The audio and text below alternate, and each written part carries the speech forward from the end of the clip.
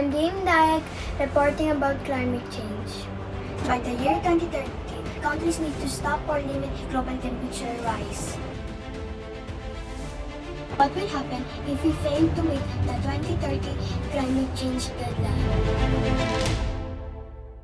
This is the global temperature of the world. Earth's global temperature in 2019 was the second warmest since modern record keeping, beginning in 1880 and 1.8 degrees Fahrenheit or 0.98 degrees Celsius warmer than 1951 to 1980.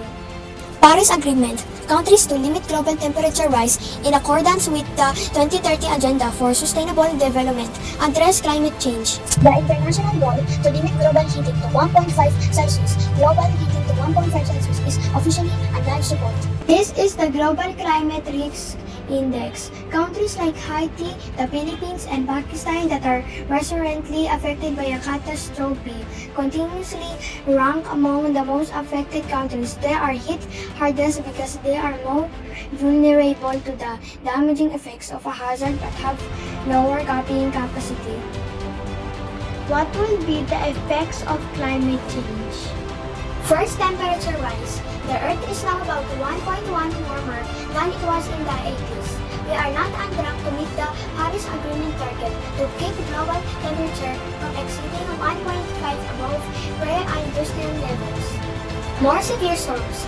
Changes in temperature cause changes in rainfall.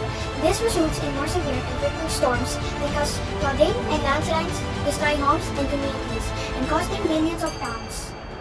Increased drought. Water is becoming scarcer in more regions. Droughts can stir destructive sand and dust storms that can move billions of tons of sand across continents. Deserts are expanding, reducing land for growing food. Many people now face the threat of not having enough water on a regular basis. A warming, rising ocean. The ocean soaks up most of the heat from global warming. This melts ice sheets and raises sea levels, threatening coastal and islands communities. The ocean also absorbs carbon dioxide, keeping it from the atmosphere. More carbon dioxide makes the ocean more acidic, which endanger marine life. Habitat loss, natural disaster, human wildfire conflict, and extinction. How to prevent climate change? First, choose to reuse. Plastics are often made with fossil fuels and over 5 trillion pieces float in the ocean. Second, drive less. Motorized transport like cars and trucks creates 23% of carbon emissions. Third, buy local food and produce. Local food doesn't travel as far, which helps reduce its carbon footprint. Fourth, buy clothes that last. Fashion creates over 8% of greenhouse gases and contributes to landfills. Fifth, turn off lights when not in use. Lighting creates 15% of power consumption and 5% of greenhouse gases.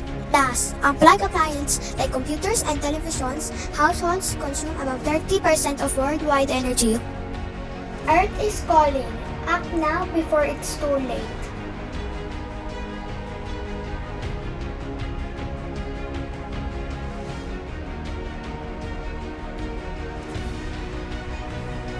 We, the Youth for Environment, in schools, organizations, is using our platform to spread awareness and give information on ways to save our planet. Let us all get together to prevent our Earth from meeting its doom. Save planet Earth. Save Mother Earth. We don't have planet B. Take care of nature.